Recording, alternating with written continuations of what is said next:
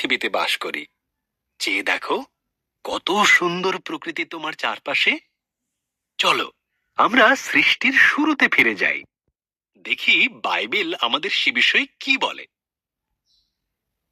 সৃষ্টির শুরুতে ঈশ্বর আকাশমণ্ডল ও পৃথিবী তৈরি করলেন।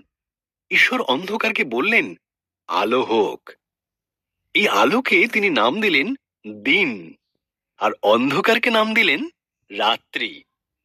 প্রথম দিন শেষ হলো।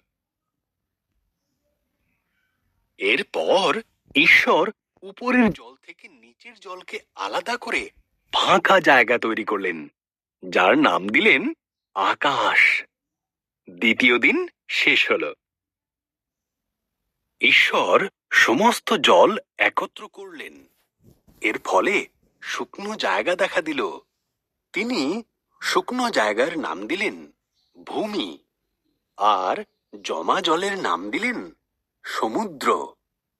তারপর তিনি তৈরি করলেন ঘাস, শস্য ও গাছপালা। তৃতীয় দিন শেষ হল।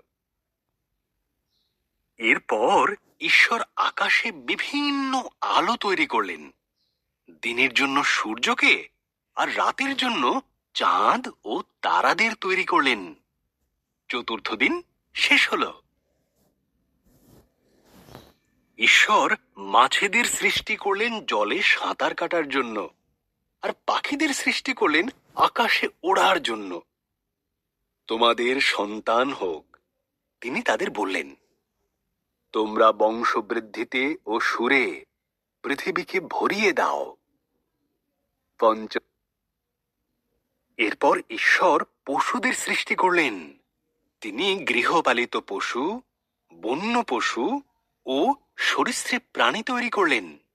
ঈশ্বর বললেন, আরো একটি সৃষ্টি বাকি আছে, যা সবার মধ্যে অত্যন্ত মূল্যবান। তাই তিনি নিজের মতন করে পুরুষ ও নারী সৃষ্টি করলেন। তিনি বললেন, তোমাদের সন্তান হোক, পৃথিবীর দায়িত্ব নাও, মাছ ও পশু পাখিদের যত্নে রেখো। ষষ্ঠ দিন শেষ হল।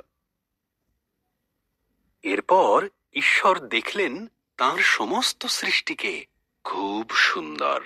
তিনি বললেন, এই সপ্তম দিনে তিনি বিশ্রামে গেলেন এবং দিনটিকে স্মরণীয় করে রাখলেন। সপ্তম দিন শেষ হল।